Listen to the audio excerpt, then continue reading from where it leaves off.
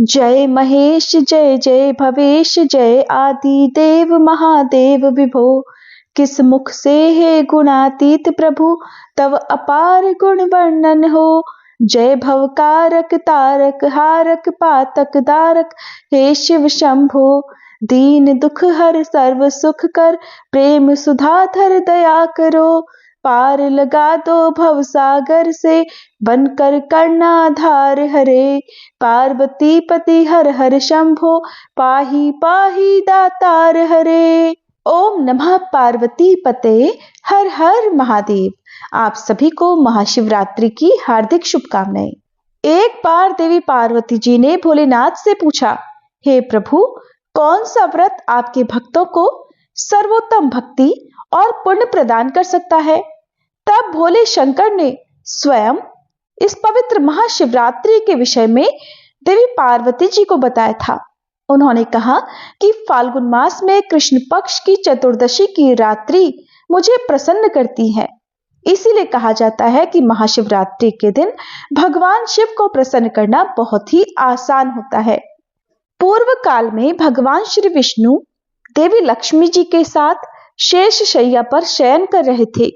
तब एक बार ब्रह्मा जी वहां पहुंचे और श्री विष्णु को पुत्र कहकर पुकारने लगे कि पुत्र उठो, मैं तुम्हारा ईश्वर तुम्हारे सामने खड़ा हूं।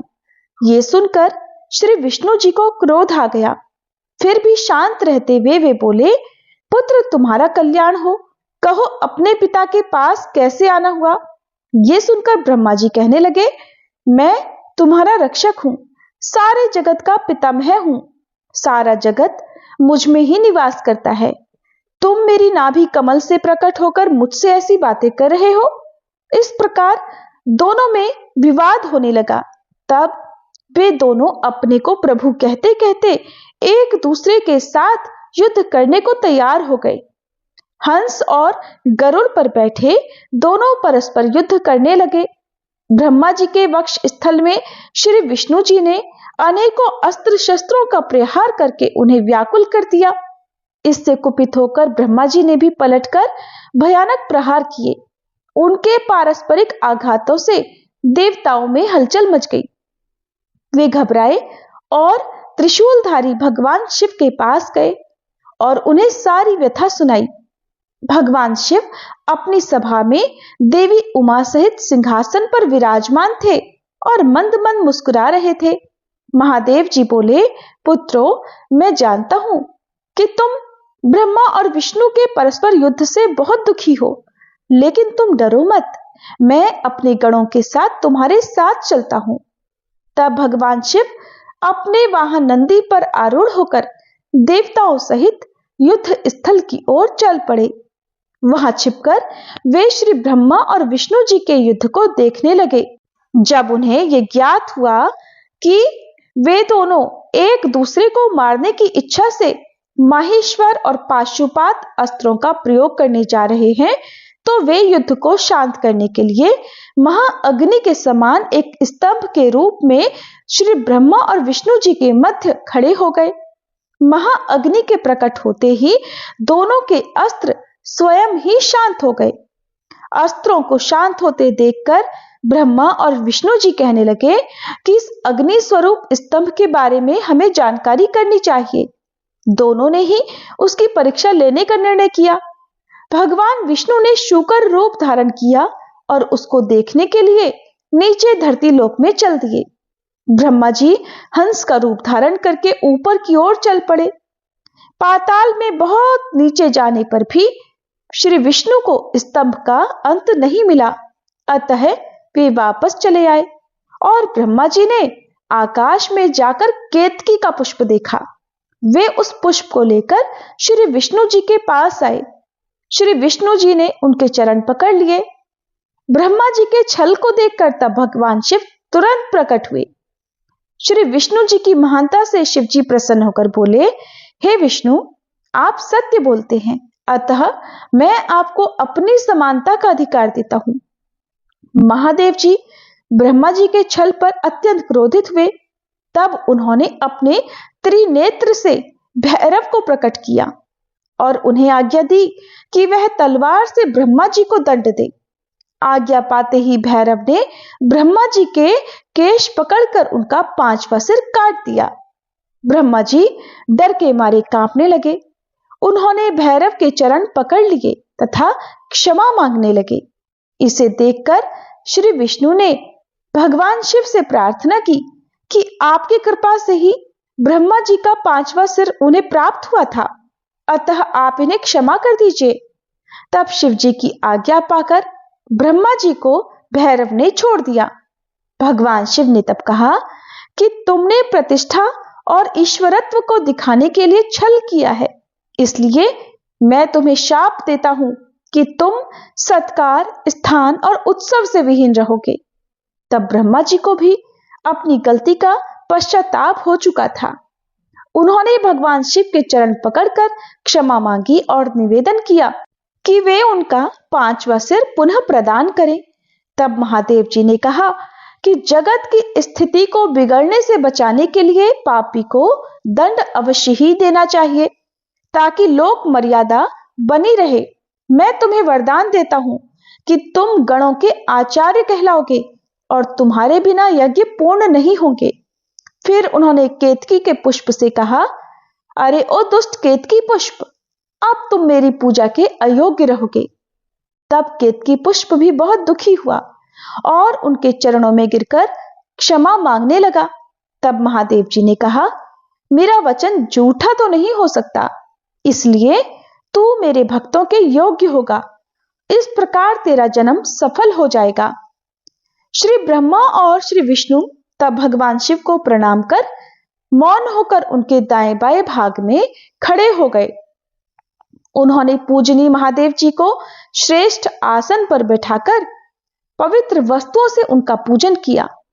हार, नुपुर, केयूर, किरीट, मणिमय कुंडल, यज्ञोपवीत, उत्तरी वस्त्र, पुष्पमाला, रेशमी वस्त्र, हार, मुद्रिका, पुष्प, तांबूल, कपूर, चंदन और अगरू का अनुलेप, धूप, दीप, श्वेत छत्र, व्यंजन, ध्वजा, चंवर तथा अनेक दिव्य उपहारों द्वारा जिनका वैभव वाणी और मन की पहुंच से परे था, जो केवल परमात्मा के योग्य थे, उनसे श्री ब्रह्मा और श्री विष्णु ने अपने स्वामी महेश्वर का पूजन किया।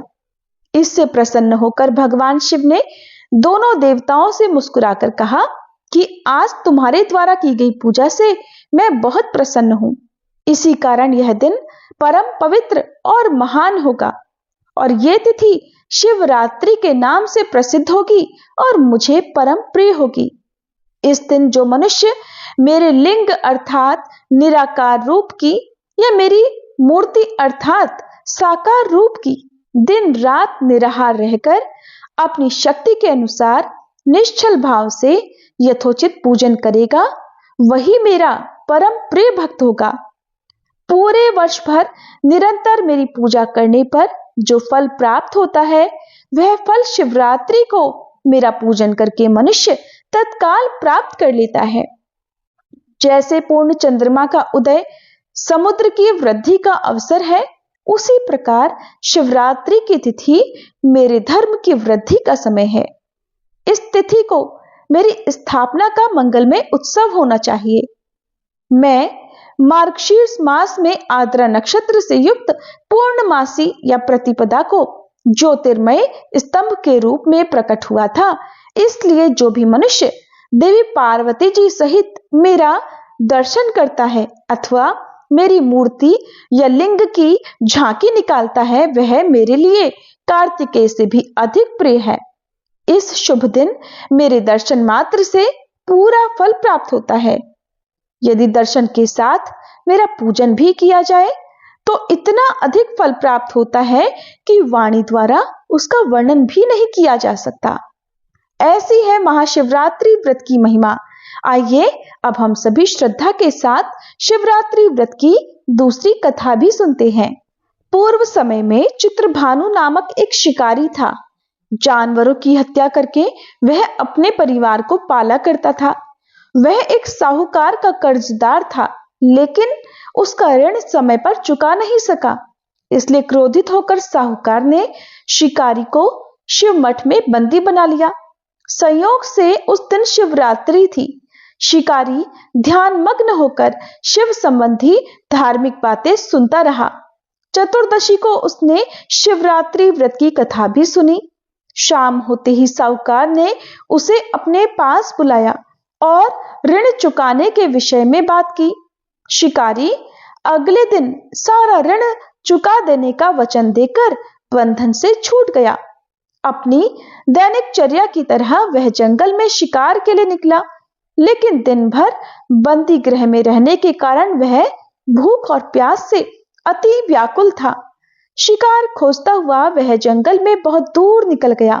जब अंधकार हो गया तब उसने विचार किया कि अब तो रात जंगल में ही बितानी पड़ेगी। तब वह वन में एक तालाब के किनारे एक बेल के पेड़ पर चढ़कर रात बीतने का इंतजार करने लगा। बेल वृक्ष के नीचे शिवलिंग था जो कि बिल्व पत्रों से ढका हुआ था। शिकारी को इस बात का पता नहीं चल सका। पड़ाव बनाते समय उसने जो टहनियां तोड़ी वे संयोग से शिवलिंग पर गिरती चली गईं। इस प्रकार दिन भर भूखे प्यासे शिकारी का व्रत भी हो गया और शिवलिंग पर अनायास ही बिल्व पत्र भी चढ़ गए। एक पहर रात्रि बीत जाने पर एक गर्भिणी हिरणी तालाब पर पानी पीने पहुंची।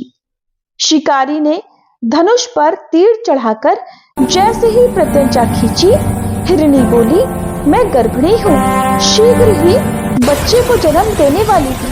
तुम एक साथ इस तरह से दो जीवों की हत्या करोगे जो बिल्कुल ठीक नहीं है।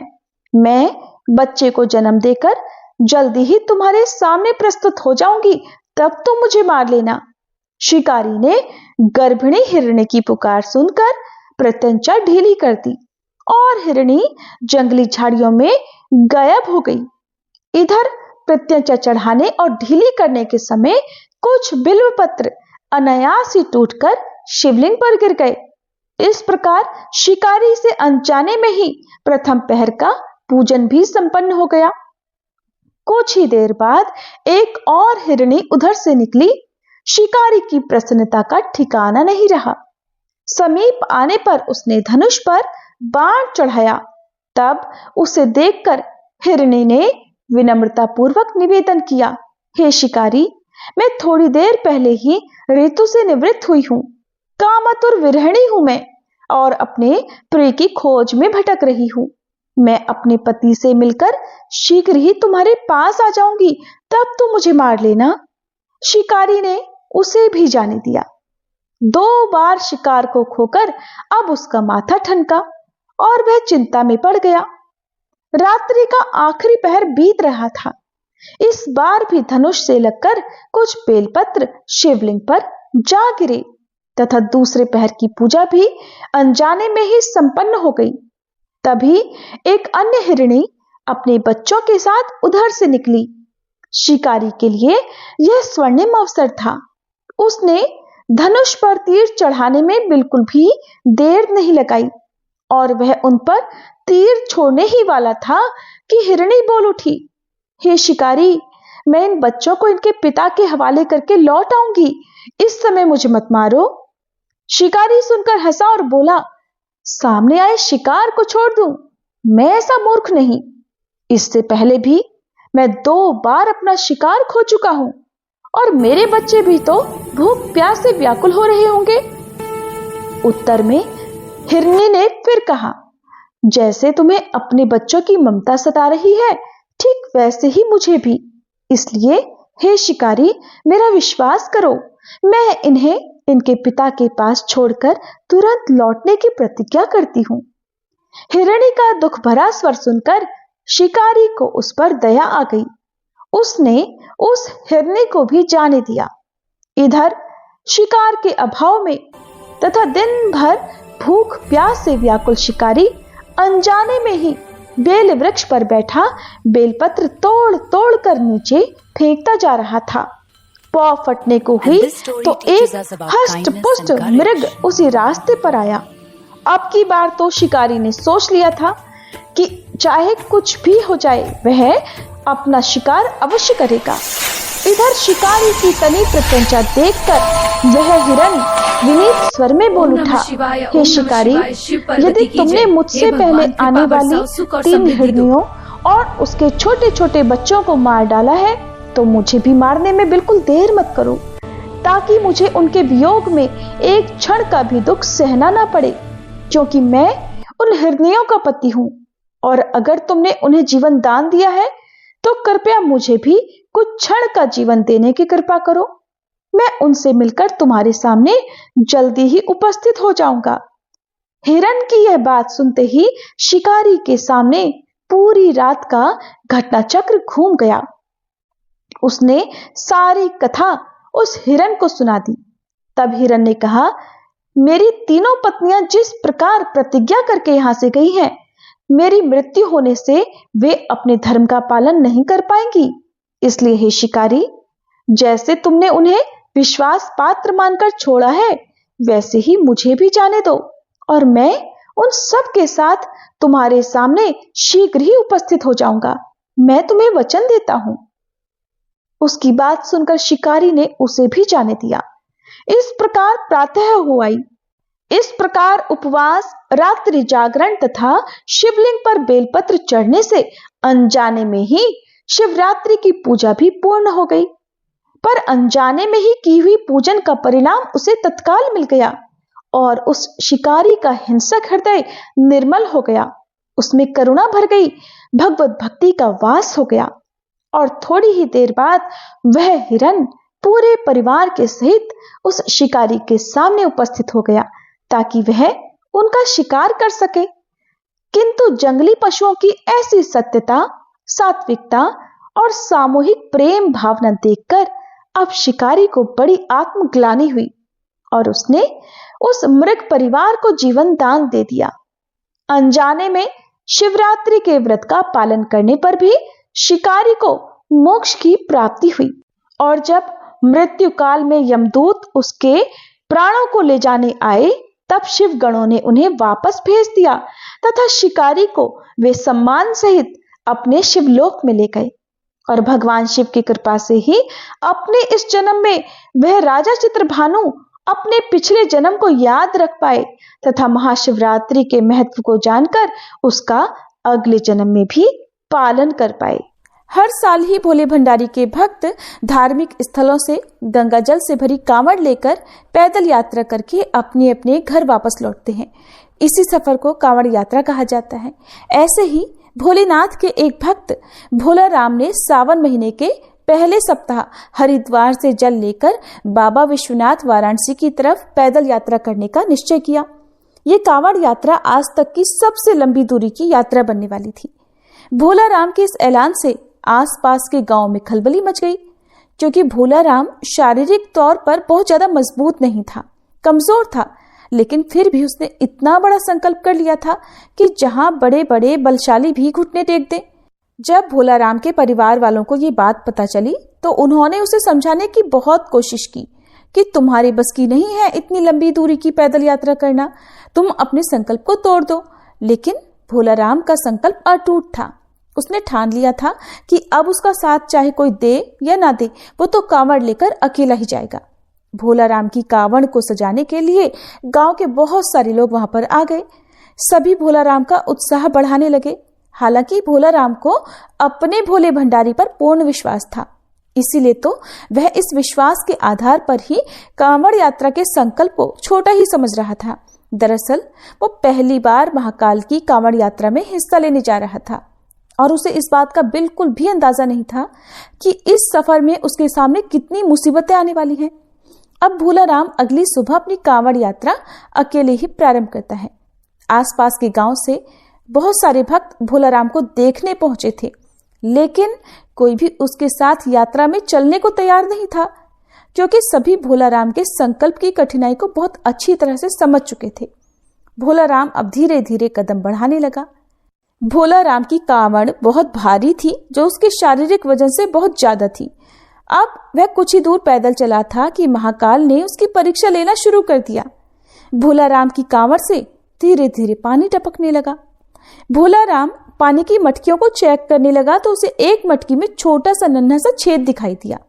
उसने उस छेद को बंद करने की बहुत कोशिश की, लेकिन उसके पास ऐसी कोई भी वस्तु नहीं थी जिससे कि उस पानी की धार को वो रोक सके। अब कुछ भी हो, वह तो भोलेनाथ का नाम लेकर आगे बढ़ने लगा। अचानक उसे रास्ते में एक मजदूर दिखाई दिया जो सड़क बनाने के काम में लगा हुआ था और वह आग के पास खड़ा होकर डामर गर्म कर रहा था। भोलेनाथ को एक उपाय सूझा। वह मजदूर के पास जाकर थोड़ा सा डामर लेकर मटकी के छेद में लगाने लगा और डामर लगते ही पानी टपकना बंद हो गया। भोला राम उस मजदूर को धन्यवाद देते हुए आगे बढ़ गया। अब समस्या का समाधान हुआ तो भोलेनाथ का उत्साह दोगुना हो गया। अब उसकी यात्रा की जो गति थी वो भी बढ़ चुकी थी। उसके अंदर एक नया उत्साह आ चुका था।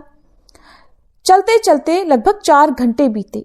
4 घंटे की यात्रा होते ही भोलेराम बहुत थक गया और सड़क के किनारे एक पेड़ की ठंडी छांव में बैठ गया। भोला राम अपने साथ कुछ खाने पीने की सामग्री भी रख कर लाया था, जिसे निकाल कर वह खाने लगा। खाने के बाद उसे थकान हुई थी तो नींद आ गई और वह पेड़ से टिककर सो गया। उसी सड़क से 2 राहगीर गुजर रहे थे। अचानक उनकी नजर भोलेराम पर पड़ी। वह पेड़ से टिका हुआ सो रहा था और उसकी बगल में एक थैला और कांवड़ भी रखी हुई थी। वे दोनों राहगीर दरअसल आदतन अपराधी थे। राह चलते लोगों को लूटना उनका काम था। भोला राम का थैला चोरी करने के विचार से दोनों उसकी तरफ दबे पांव बढ़ने लगे। फिर उन्होंने भोला राम के थैले में जो कुछ पैसे और उसकी यात्रा में काम में आने वाली जरूरी वस्तुएं रखी थी तो उस वस्तुओं से भरा हुआ थैला उठाया, लेकिन दहशत से उनके पांव कांपने लगे, क्योंकि थैला उठाते ही भोला राम के सर के ऊपर एक बहुत बड़ा विशालकाय सांप फन फैलाए खड़ा हो गया। इतने भयानक सांप को देखकर वो दोनों लुटेरे थैला वहीं छोड़कर दबे पांव भाग गए। भोला राम को सोते हुए इधर पूरी रात बीत गई। उसे इस घटना की भनक तक नहीं लगी और अगली सुबह जब उसने उठकर देखा तो उसका थैला थोड़ी दूर पर पड़ा हुआ था। तो उसे समझ में आ गया कि शायद किसी ने उस थैले को चुराने की कोशिश की थी, लेकिन उसे आश्चर्य हुआ कि चोरों ने थैला क्यों छोड़ दिया। बिना कोई भी सामान चोरी किए वो सब कुछ ऐसे ही क्यों छोड़कर चले गए। तब भोला राम ने तुरंत अपने थैले में सामान देखना शुरू किया। उसे सारा सामान ऐसे ही थैले के अंदर मिला, कुछ भी गायब नहीं था। तो फिर इसके बाद वह निश्चिंत होकर अपनी नित्य क्रिया करके कांवड़ यात्रा पुनः प्रारंभ कर देता है। भोला राम को महाकाल की यात्रा में आनंद आने लगा। पैदल ही चल रहा था, बस रास्ते भर भोलेनाथ को याद करता हुआ, भजन गीत गाते हुए, गुनगुनाते हुए वो अपनी कांवड़ यात्रा को शुरू कर रहा था। भोला राम को रास्ते में कांवड़ ले जाते देख बहुत सारे श्रद्धालु खाने पीने की वस्तुएं और उसे पैसे आदि भेंट करने लगे। भोला राम को इस तरह सफर करते हुए 8 दिन बीत चुके थे और अभी तक उसने केवल आधा ही सफर तय किया था। रास्ते भर बारिश की बूंदें भोला राम को थकान का एहसास नहीं होने दे रही थी। अभी तक तो भोला राम को सफर में कोई खास परेशानी का सामना नहीं करना पड़ा था, लेकिन अब उसकी मुसीबत बढ़ने वाली थी, क्योंकि जो बारिश धीरे धीरे बरस रही थी अब वो तेज होने वाली थी और यहाँ नदियों का जलस्तर भी बढ़ रहा था। और अभी भोला राम को पैदल चलते हुए रास्ते में कई नदी नाले पार करने थे। भोला राम शारीरिक रूप से कमजोर जरूर था, लेकिन उसके हौसले बुलंद थे। महाकाल की भक्ति ने उसे ऐसी हिम्मत, ऐसा साहस दिया था कि वो अपनी कांवड़ यात्रा को बिना किसी बाधा के, बिना किसी विघ्न रुकावट के पार करता जा रहा था, आगे बढ़ता जा रहा था। अचानक भोला राम को लोगों की भीड़ दिखाई पड़ी तो उसने पास जाकर देखा तो हैरान रह गया, क्योंकि नदी का जो पुल था वो टूट चुका था और आगे जाने का जो एकमात्र रास्ता था अब वो रास्ता बंद हो चुका था। और जब तक पानी सामान्य स्तर से कम नहीं हो जाता तब तक उस रास्ते को पार करना नामुमकिन था। भोला राम मन में विश्वास लेकर, भोलेनाथ का आसरा लेकर, कांवड़ लेकर सड़क पर ही बैठ गया और फिर पानी नीचे उतरने का इंतजार करने लगा। उसे बैठे 4 घंटे हुए थे कि अचानक एक एम्बुलेंस आकर खड़ी हो गई। एम्बुलेंस के अंदर एक मंत्री को ले जाया जा रहा था, लेकिन पुल टूटने के कारण उस एम्बुलेंस को भी वहीं पर रुकना पड़ा। लेकिन जैसे ही मंत्री के काफिले को पुल टूटने की खबर मिली तो उन्होंने मंत्री के लिए हेलीकॉप्टर भेज दिया और हेलीकॉप्टर पहुंचते ही मंत्री जी के साथ साथ वहां बैठे लोगों को भी नदी के उस पार जाने का मौका मिल गया। और उन्हीं लोगों के बीच में था भोला राम भी, जो अपनी कांवड़ लेकर हेलीकॉप्टर में बैठ गया और नदी पार कर ली। भोला राम मन ही मन भगवान को धन्यवाद करने लगा और उसने अपना सफर जारी रखा। कुछ दूर आगे चलने के बाद भोला राम को गांव के किनारे पहाड़ी के ऊपर एक छोटा सा मंदिर दिखाई पड़ा। उसने सोचा चलो उस मंदिर में दर्शन करके आते हैं। तो वो अपनी कांवड़ कंधे पर उठाए मंदिर की तरफ जाने लगा। मंदिर थोड़ा ऊंचाई पर था, उसे ऊपर चढ़ने में परेशानी हो रही थी, लेकिन भोला राम पेड़ की शाखाएं पकड़कर मंदिर के द्वार तक किसी तरह पहुंच ही गया और फिर अपनी कांवड़ को मंदिर के बाहर रखकर उसने मंदिर के अंदर प्रवेश किया। अंदर पहुंचते ही उसे एक साधु ध्यान में बैठे हुए दिखाई दिए। भोला राम की आहट से उनकी आंखें खुल गईं। वो भोला राम को उसके नाम से बुलाते हुए कहने लगे कि भोला राम लाओ पानी मुझे दे दो, मुझे बहुत जोर से प्यास लगी है। अब ये बात सुनकर भोला राम को बड़ा आश्चर्य हुआ कि ये साधु उसका नाम कैसे जानते हैं। फिर कहने लगा मैं मटकी में जल लाया हूं। और भोला राम तुरंत साधु के सामने हाथ जोड़कर खड़ा हो गया। कहने लगा बाबा आप तो अंतर्यामी लग रहे हैं, आप तो सब कुछ जानते हैं कि मैं कांवड़ के लिए पवित्र जल लेकर जा रहा हूं जिसे मैं अपने भोलेनाथ को अर्पित करूंगा, और अगर मैंने ये आपको दे दिया तो मेरे पास वहां ले जाने के लिए कुछ भी नहीं बचेगा। और वैसे भी बाबा रास्ते में बहुत सारा जल तो गिर चुका है, मैं क्षमा चाहूंगा, मैं आपको जल नहीं दे सकता।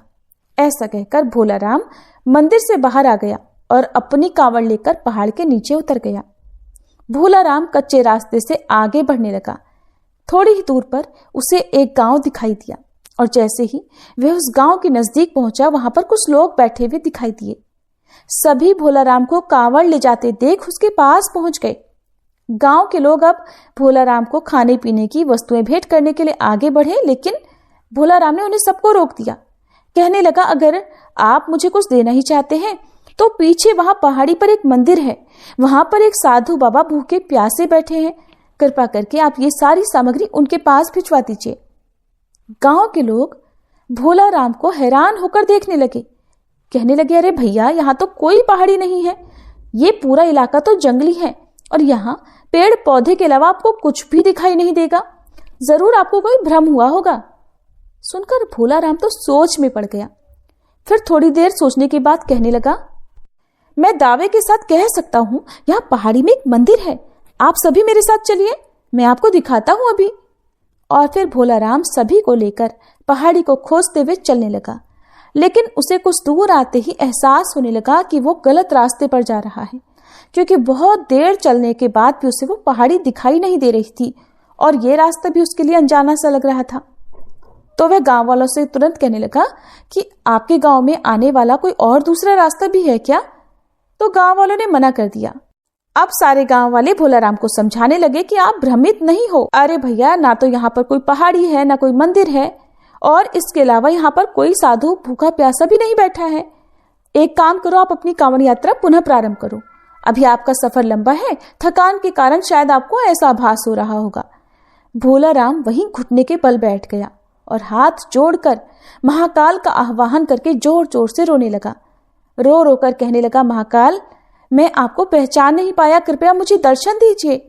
मैं जानता हूँ भोलेनाथ की साधु के वेश में आप ही थे, मैं आपके लिए जल लाया हूँ प्रभु, और मैं आपको जल पिलाए बिना यहाँ से नहीं जाने वाला।